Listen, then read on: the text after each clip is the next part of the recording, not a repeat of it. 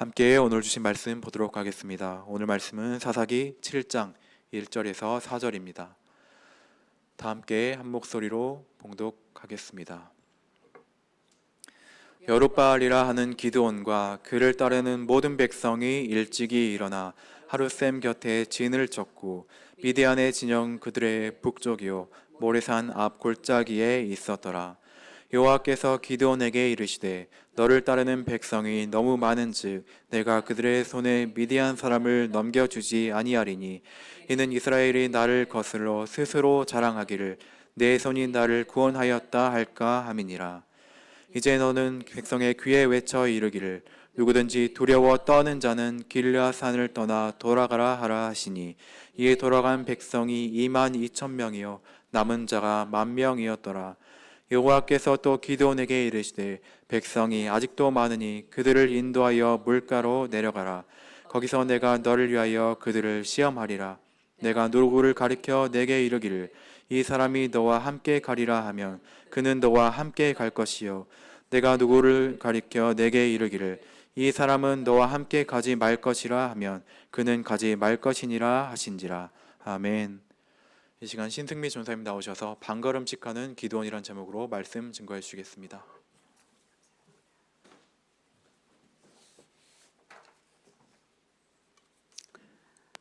오늘부터는 유명한 사사였던 기드온에 대해서 함께 살펴보고자 합니다.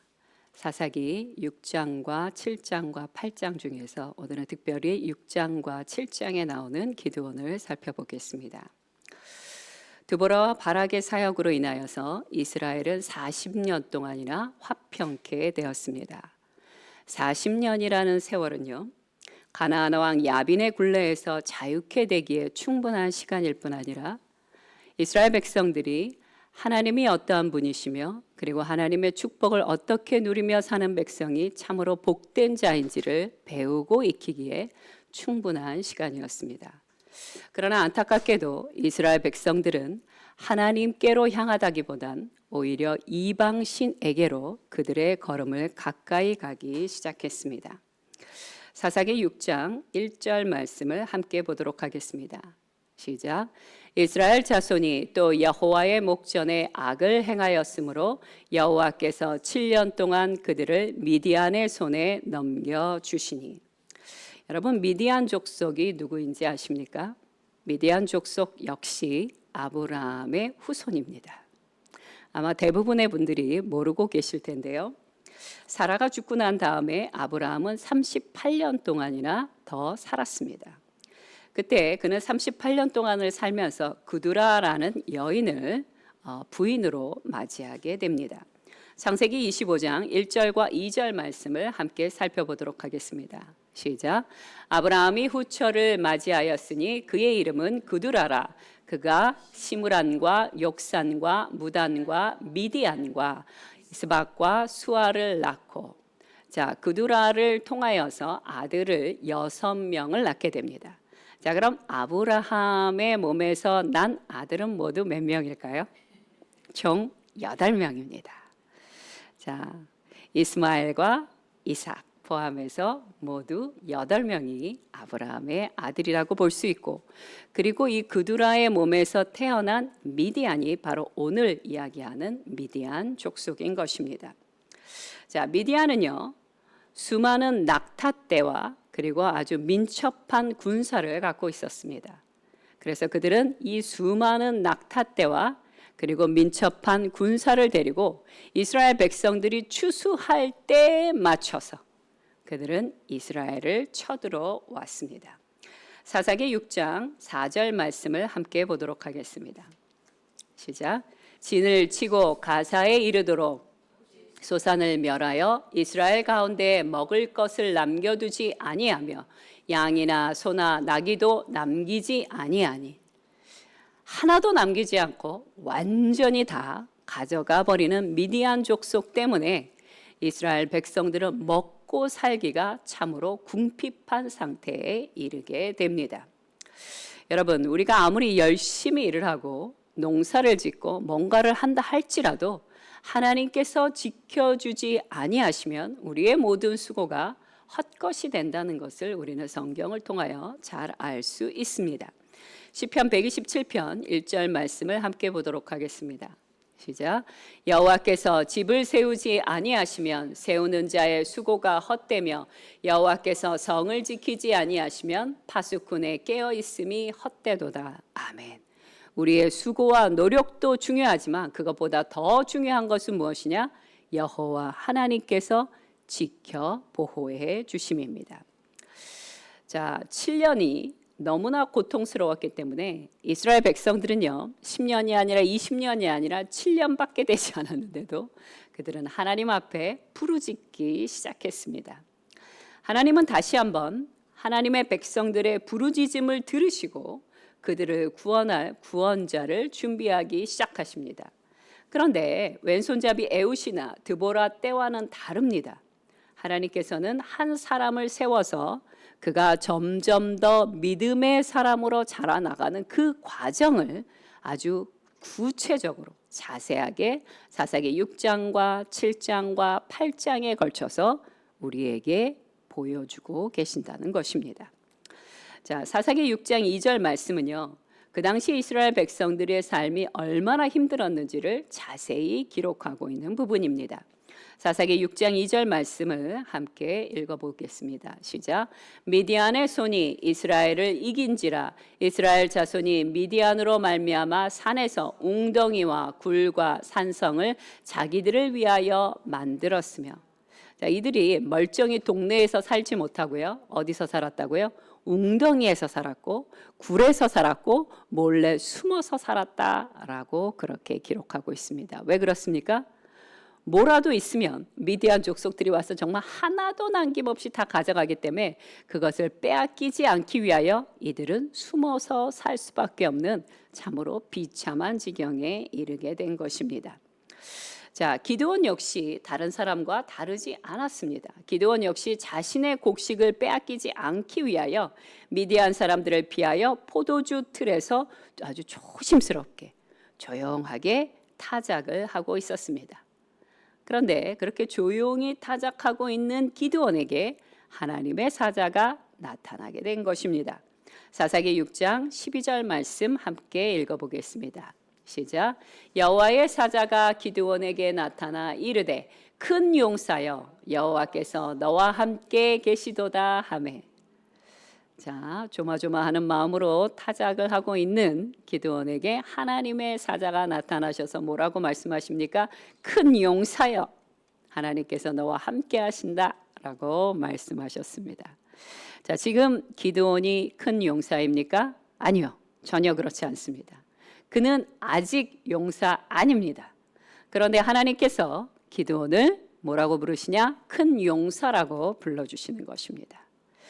자, 이것을 통해서 우리는 무엇을 알 수 있습니까? 우리가 아직 아무것도 아닌 존재일 때, 아직 하나님을 위해서 아무것도 하지 못하는 그런 수준밖에 되지 않음에도 불구하고 하나님은 우리를 소망의 눈으로 바라보십니다. 장차 될 그 사람에 대하여 우리를 보시고 우리를 불러주신다는 것입니다.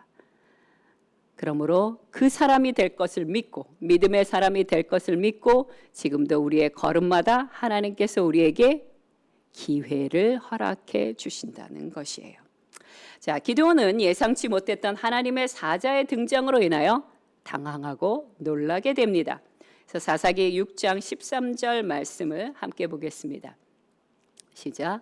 오 나의 주여 여호와께서 우리와 함께 계시면 어찌하여 이 모든 일이 우리에게 일어났나이까. 이제 여호와께서 우리를 버리사 미디안의 손에 우리를 넘겨주셨나이다.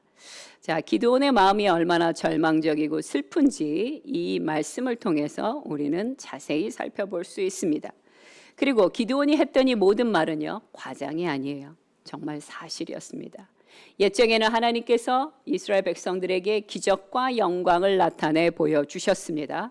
그러나 지금의 현실은 어떻습니까? 전혀 그렇지 않았습니다. 이렇게 기드온의 넋두리가 점점 길어지게 되자 하나님께서 기드온의 넋두리를 딱 끊으시면서 중요한 말씀을 하시게 됩니다. 그것이 바로 14절 말씀인데 뭐라고 얘기하시냐면 이렇게 말씀하십니다. 너는 가서 너의 힘으로 이스라엘을 미디안의 손에서 구원하거라.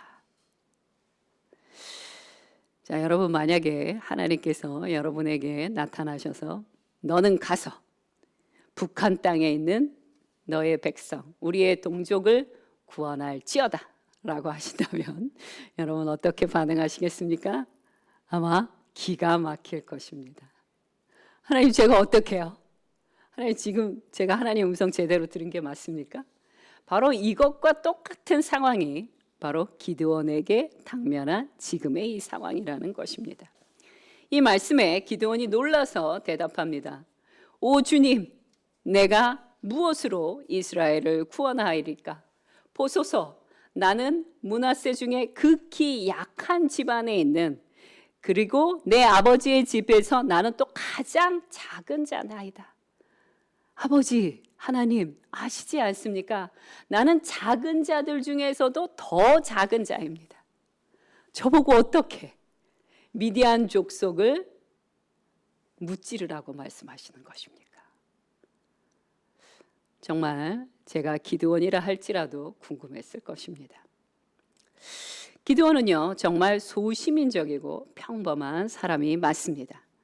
그런데 하나님께서 누군가를 콜링하실 때는요 그 사람의 능력이나 그 사람의 지혜 때문에 콜링하시는 것이 아니에요. 그럼 무엇 때문에 그 사람을 콜링하실까요? 믿음을 보시고 하시는 것입니다. 하나님께 향한 그 믿음을 보시고 하나님이 그 사람을 불러주시는 것입니다. 에훗도 드보라도 그들의 사역이 성공적일 수 있었던 이유는 그들이 능력이 많아서였습니까? 아니요. 그들이 믿음으로 하나님의 말씀에 온전히 순종했기 때문에 그들의 사역이 하나님께 영광이 되었던 것입니다. 그래서 하나님은 누구를 부르실 때요? 능력을 보지 않으십니다. 외모도 보지 않으실 것 같아요. 주님이 보시는 건 믿음을 보십니다. 과연 말씀에 순종할 만한 자인지 그 믿음을 보신다는 것입니다. 자, 이제 16절 말씀은요, 우리에게 용기를 주시는 말씀입니다. 사사기 6장 16절 말씀 함께 보겠습니다. 시작. 여호와께서 그에게 이르시되 내가 반드시 너와 함께하리니 내가 미디안 사람 치기를 한 사람을 치듯 하리라 하시니라. 아멘. 기드온아, 내 눈에 보기에는 미디안 족속이 너무 많고 강력해 보이느냐? 너가 믿음으로 그들에게 공격해 들어간다면 마치 한 사람을 치는 것과 같이 그런 역사가 일어날 것이다. 아멘. 하나님께서는요, 당신의 종들과 항상 함께 하십니다. 모세가 죽고 나서 여호수아가 이 백성을 어떻게 이끌까 하고 고민 중에 있을 때 하나님께서 그에게 나타나 말씀하십니다. 여호수아서 1장 9절 말씀입니다. 시작. 내가 내게 명령한 것이 아니냐. 강하고 담대하라. 두려워하지 말며 놀라지 말라. 내가 어디로 가든지 내 하나님 여호와가 너와 함께 하느니라 하시니라. 아멘. 하나님은요, 우리를 홀로 두지 않으십니다. 믿음으로 나아가는 자에게 아버지께서 함께하여 주십니다. 주께서 우리에게 원하시는 것은 무엇입니까? 하나님의 음성에 귀 기울여 듣고 그 말씀에 한 발자국 한 발자국 순종해 나가는 그 사람을 찾으시는 것입니다. 자, 기드온은요, 믿음이 있는 사람이었을 것입니다. 그런데 그는요, 믿음만 있는 사람이 아니라 두려움도 있는 사람이었어요. 그래서 그는 두려웠기 때문에 하나님이 이 말씀을 주시자마자 아멘! 하고 미디안 족속을 향해서 나아간 것이 아니에요. 그 안에 두려움이 있었기 때문에 아주 천천히 조심스럽게 반걸음씩 하나님 앞에 나아가기 시작합니다. 기드온은 특이하게도 하나님을 3번 시험합니다. 첫 번째가 6장 17절에 나오는데요. 기드온은 하나님에게 뭐라고 요구하냐면, 하나님, 제가 정말 그런 사람이라면 저에게 표징을 보여주시옵소서 라고 요청을 합니다. 하나님께서는 의로운 자를 발견하셨고요. 의로운 자가 요구하는 대로 그를 가르치고 훈련하시고 성장시켜 주시는 일을 기뻐하십니다. 기드온은요, 손님을 환대하는 풍습을 따라 자신의 손님인 여호와의 사자를 위하여 국과 고기와 무교병을 정성스럽게 준비해서 여호와의 사자에게 드렸어요. 그러자 여호와의 사자가 그것을 바위 위에 올려놓고 특히 국을 그 무교병과 고기 위에 뿌리라고 요청했습니다. 기드온이 그 요청대로 순종합니다. 그러자 사사기 6장 21절 말씀을 함께 읽어보도록 하겠습니다. 시작. 여호와의 사자가 손에 잡은 지팡이 끝을 내밀어 고기와 무교병에 대니 불이 바위에서 나와 고기와 무교병을 살랐고 여호와의 사자는 떠나서 보이지 아니한지라. 기드온의 요청처럼 그의 말대로 증표를 보여주신 것입니다. 여러분, 바위에서 불이 나올 수 있습니까? 없습니다. 그런데 갑자기 불이 올라와서 국과 무교병, 그것도 국으로 인하여 흠뻑 젖어 있는 그것을 불살라 버리고 여호와의 사자는 사라져 버린 것입니다. 기드온은 원하는 표징을 하나님께 얻었고요. 하나님은 당신의 사람을 얻게 되셨습니다. 기드온은 표징을 얻은 그곳에 즉시 단을 쌓아 하나님 앞에 제사를 드리며 그곳을 뭐라고 이름 붙였냐? 바로 여호와 샬롬이라고 이름을 붙이게 됩니다. 이것으로 하나님과의 관계는 굳건해졌습니다. 그러나 아직은 믿음의 영웅이 되기엔 갈 길이 멉니다. 하지만 이 일로 말미암아 기드온은요, 믿음의 걸음, 반걸음이지만 천천히 그 걸음을 뛰기 시작한 것입니다. 하나님은 믿음의 걸음을 뛴 사람들과 함께 무슨 일이든 행하실 수 있으십니다. 아멘. 기드온이 하나님께 표징을 요구했죠. 이번에는 하나님께서 그날 밤에 기드온에게 증표를 요구하십니다. 증표를 요구하신 것은 두 가지였습니다. 첫 번째는 그 마을에 있는 바알의 단을 헐고 바알의 제단 옆에 있는 아세라 목상을 찍어서, 그 아세라 목상이었거든요. 나무였거든요. 그 목상으로 하나님께 소를 번제를 드리라고 요청을 하게 됩니다. 그 당시 바알 제단은요, 오브라 지역 사람들의 삶의 중심축이었어요. 그런데 만약 그 바알의 제단을 허물어 버리면 어떤 일이 벌어질까요? 마을 사람들이 기드온을 가만둘까요? 절대 가만두지 않습니다. 반드시 죽일 것입니다. 그런데 하나님이 그렇게 하라고 요구하셨고요. 아세라 목상을 찍어서 그것으로 하나님 앞에 번제를 드린다는 것은 뭐예요? 모욕을 주는 것입니다. 두 번째, 이 아세라 목상으로 하나님께 번제를 드리는 건 역시 기드온은 목숨을 내놓고 해야 될 일이었어요. 그래서 기드온은요, 어떻게 했습니까? 낮에 행하지 못하고 밤에 몰래 종들을 데리고 가서 그 일을 해겠습니다. 자, 아침이 밝아오기 시작했어요. 새 아침이 밝아오게 되자 역시 예상했던 대로 오브라 사람들이 기드온의 아버지 집에 몰려왔습니다. 요아스에게 몰려와서 이렇게 말합니다. 네 아들을 끌어내라. 우리가 그를 반드시 죽일 것이라. 그가 바알의 단을 훼손하고 단 곁에 아세라를 찍었습니다. 사실 기드온은요, 오브라 사람들도 무서웠지만 그 바알의 제단을 세운 사람이 누구냐? 기드온의 아버지였어요. 아버지도 무서웠습니다. 아버지가 자기를 응원하지 않을 거라는 걸 기드온은 알고 있었어요. 그런데 이 오브라 사람들이, 마을 사람들이 기드온을 죽이려고 다 몰려오게 되자 놀라운 일이 벌어지게 됩니다. 놀랍게도 기드온의 아버지 요아스는 아버지 편에 서서요, 아들인 기드온 편에 서서 오브라 마을 사람들에게 이렇게 말을 합니다. 그것이 사사기 6장 31절 말씀입니다. 시작. 요아스가 자기를 둘러선 모든 자에게 이르되 너희가 바알을 위하여 다투느냐 너희가 바알을 구원하겠느냐 그를 위하여 다투는 자는 아침까지 죽임을 당하리라. 바알이 과연 신일진데 그의 제단을 파괴하였은즉 그가 자신을 위해 다툴 것이니라 하니라. 아멘. 너희는 바알이 진짜 신이라고 믿느냐? 그렇다면 바알의 제단을 훼손한 자를 절대 가만두지 아니할 것이다. 그러니 그가 행하도록 내버려 두어라. 그렇게 말하는 것입니다. 그러면서 자신의 아들을 뭐라고 부르느냐? 여룹바알이라고 부르는 것이에요. 여룹바알의 뜻이 무엇입니까? 바울과 다투는 자라는 뜻을 갖고 있습니다. 바로 이때부터 기드온의 별명이 이때부터 그가 죽는 그때까지 여룹바알이라고 불리게 되는 것입니다. 드디어 기드온이 순종의 첫 발을 내디뎠습니다. 두려움이 많은 한 사람이 하나님의 용사로 천천히, 빠르지는 않지만 천천히 성장하고 있는 중입니다.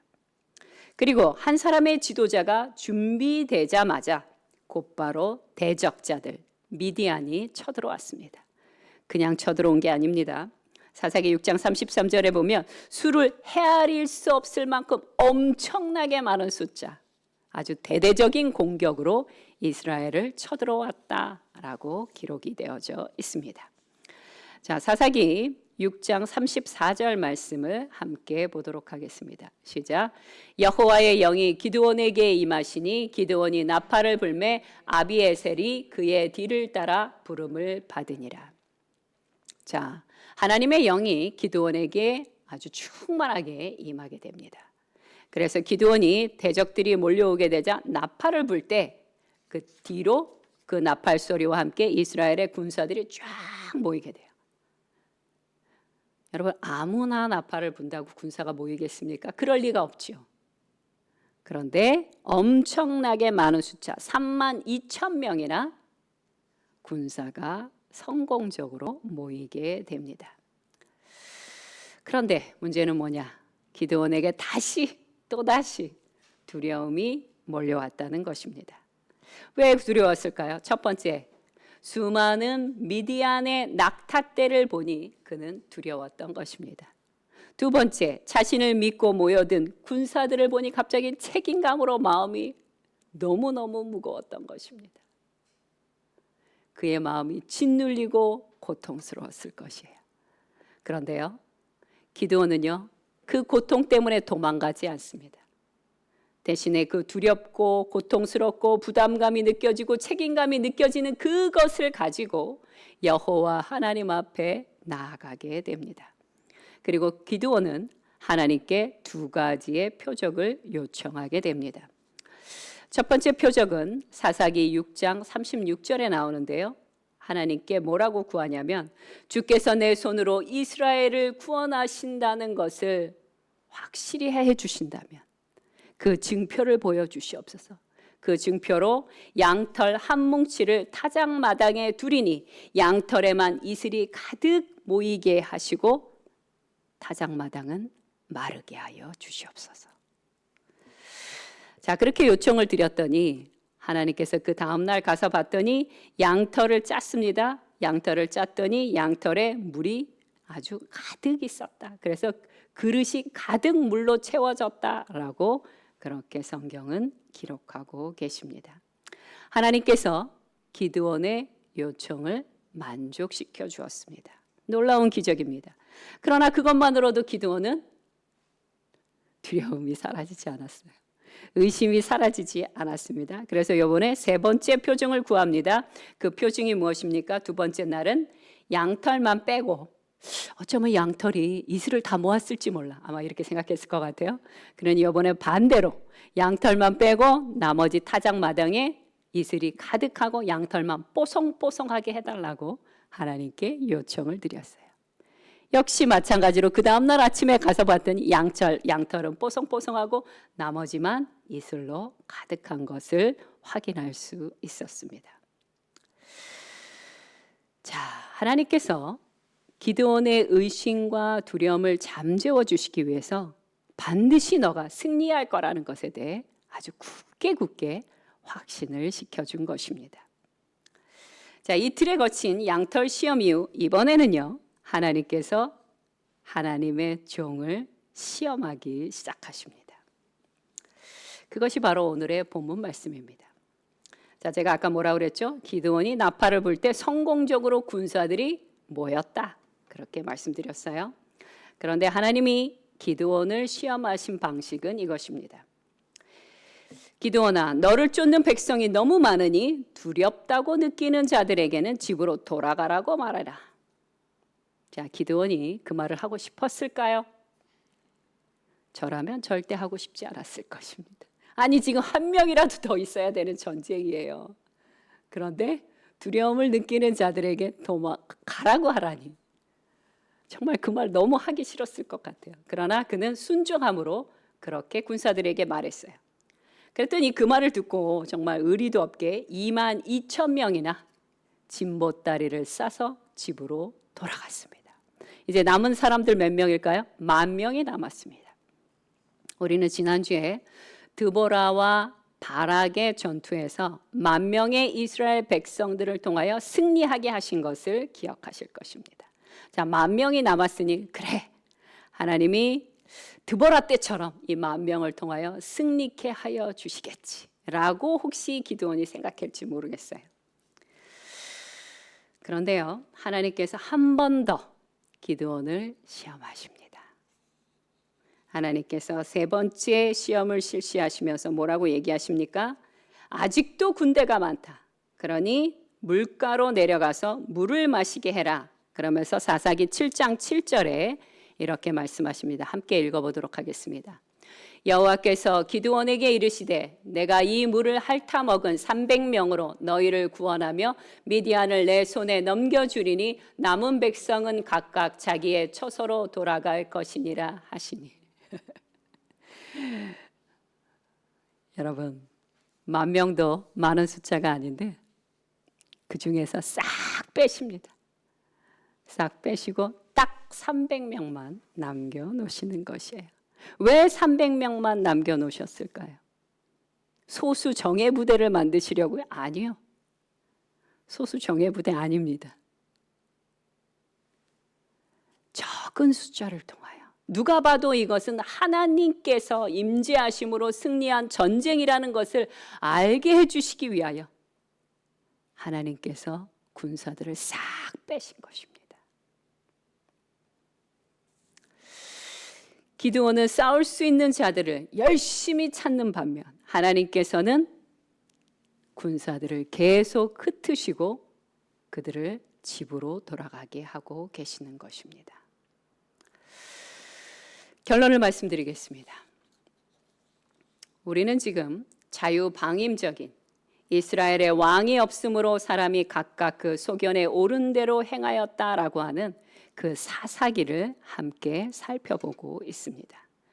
그런데 지금 기드온을 통해서 그 당시 그 시대 정신과 완전히 정반대되는 자기의 소견에 옳을 대로 행하는 것을 딱 멈추고 오직 한 분, 여호와 하나님의 말씀에만 순종하는 자, 그 한 사람의 행보를 살펴보고 있는 중입니다. 바알 신상을 깨뜨리고 아세라 목상으로 하나님께 번제를 드리는 일은요, 하나님의 참된 사람이라는 것을 공공연하게 알려주는 순종의 사건이었습니다. 또한 하나님께서 이스라엘의 군대의 숫자를 300명이 될 때까지 흩으라고 명하시는 것은요, 오직 하나님만이 우리의 삶을 주관하시고 온 세상의 왕이 되시고 주인 되심을 드러내시기 위한 준비 작업이었다는 것입니다. 기드온을 통하여서 기드온이 얼마나 평범한 자인지, 얼마나 두려움이 많은 자인지, 의심이 많은 자인지를 우리에게 보여주십니다. 그를 볼 때마다 와, 나는 어쩜 이렇게 기드온하고 닮았을까를 생각하게 됩니다. 하나님이 조금 전에 징표를 보여주셨는데 하루가 지나지 않았는데도 여전히 내 마음은 다시 두려움과 의심이 올라옵니다. 주님, 제가 굳이 이 일을 해야 됩니까? 주님, 굳이 내가 믿음의 사람이라는 걸 사람들에게 보여줘야 됩니까? 끝없는 의심이 내 안에 올라옵니다. 근데 감사하게도요, 하나님께서 이런 우리의 연약함을 아시고 우리의 의심과 우리의 두려움에 확신할 만한 증표를 허락해 주신다는 것입니다. 오늘 그 하나님 앞에 간절히 기도하는 시간 갖도록 하겠습니다. 함께 기도하겠습니다.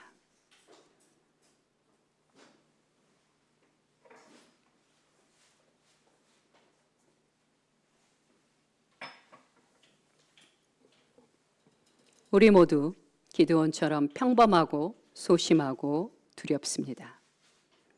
그러나 하나님께서 우리의 이름을 불러주셨다면 그때부터는 이 세상의 정신을 따라가는 것이 아니라 내 소견대로 행하던 것을 멈추고 오직 한 분 대신 하나님의 주권 아래 순종하기를 기뻐하고 즐거워하는 저와 여러분 되기를 간절히 소망합니다.